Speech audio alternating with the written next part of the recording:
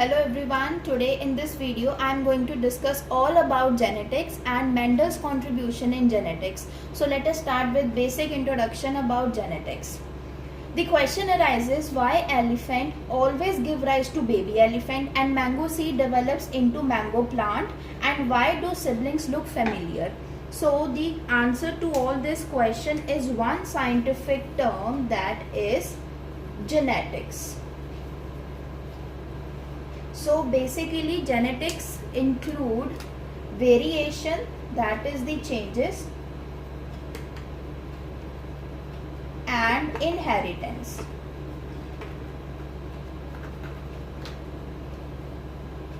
Inheritance include the transfer of characters from parent to progeny.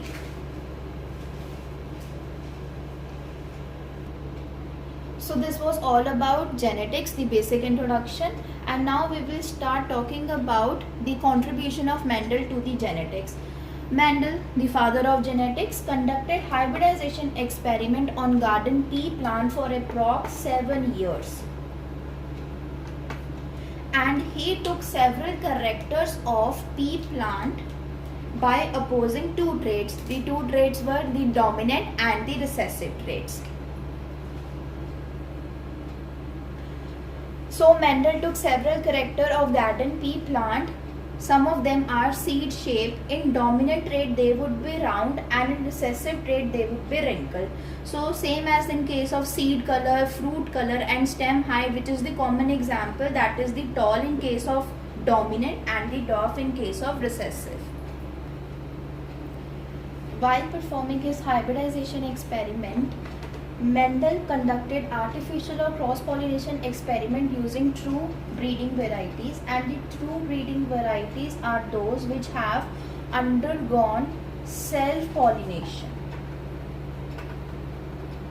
That means it does not contain any characters of opposite, which does not link to one trait.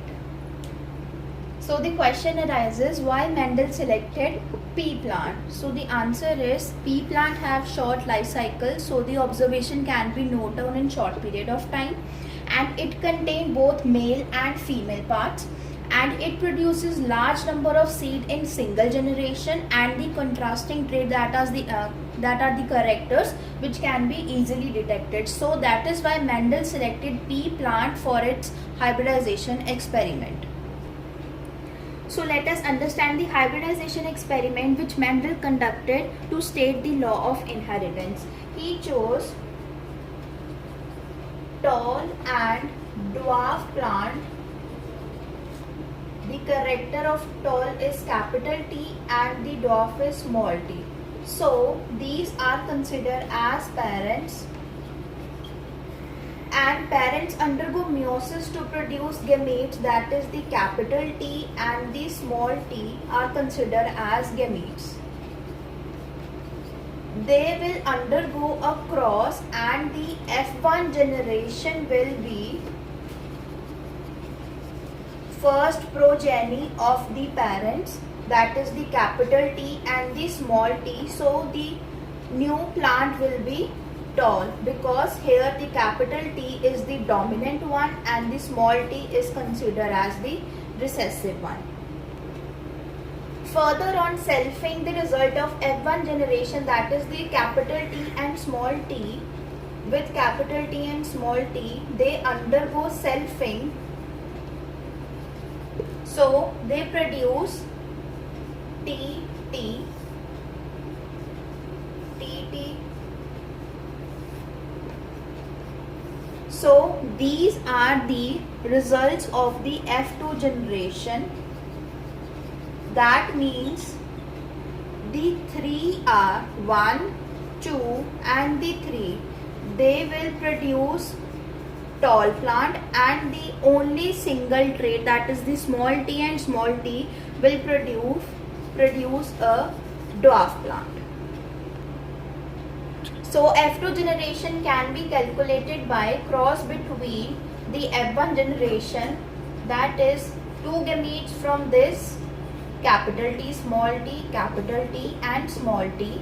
They can be understood by Peanut square, capital T, small t, capital T and small t. So first we will cross capital T, capital T, capital T and small t, capital T with small t and small t with small t.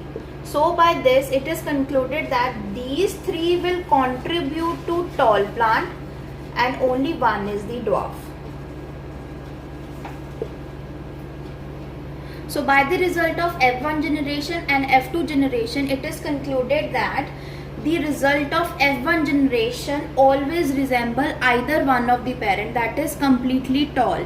But in case of F2 generation, the result include the dwarf character which was not visible in the F1 generation. So by this hybridization experiment, he concluded that there is something which transform from parents to the offspring through gametes, and he termed that something as factor. But nowadays we consider that as genes. So gene can be homozygous, that is the capital T with capital T that are identical, small t and small t, they are also identical. But gene can be heterozygous if the capital T phase shows the dominant phase and the small t shows the recessive phase. So now capital T and small t, they show the genotype of one generation, and if we write down like capital T means tall plant, so they can be considered as phenotype. So now let us understand the heterozygous condition in genes. So now let us understand the heterozygous gene condition. In this case, the parents are tall plant and the dwarf plant. They will undergo meiosis to form capital T and small t as their gametes, and they will form new plant, that is capital T and small t. Here the capital T and small t both are dissimilar, so they ultimately show the heterozygous gene condition. Heterozygous condition of genes can be further understood by the Punnett square, which give the probability of possible genotype of organisms.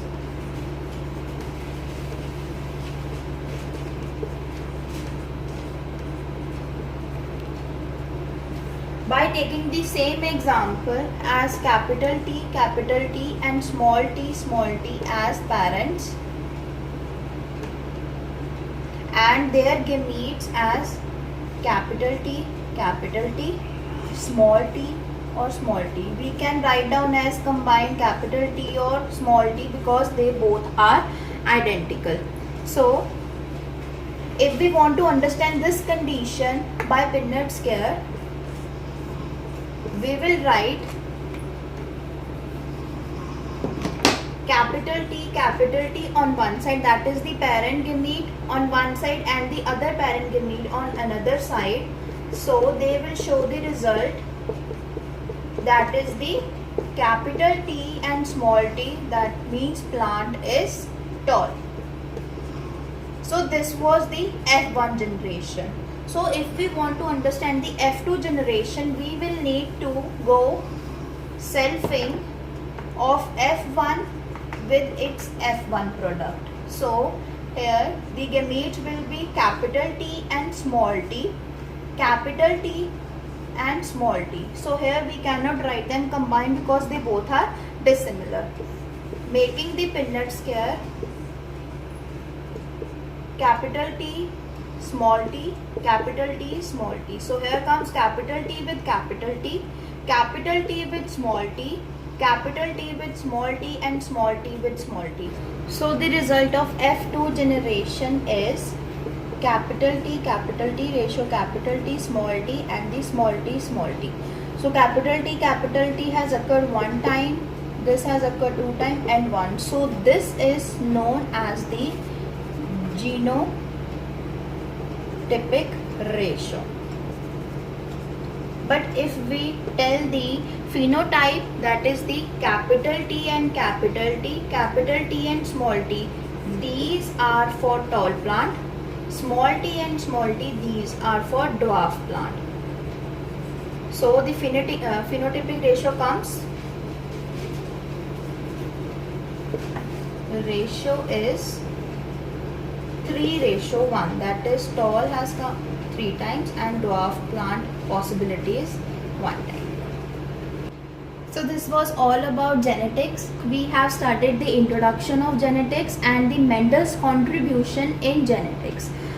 This includes the experiment, that is the hybridization experiment, which Mendel performed to state his law of inheritance, and the characters which he chose for pea plant, and the gene, that is homozygous or heterozygous, and the last one to determine the genotype of an organism, we have studied the Punnett scale. So do like, share, comment and subscribe to the Education Hub. Thank you.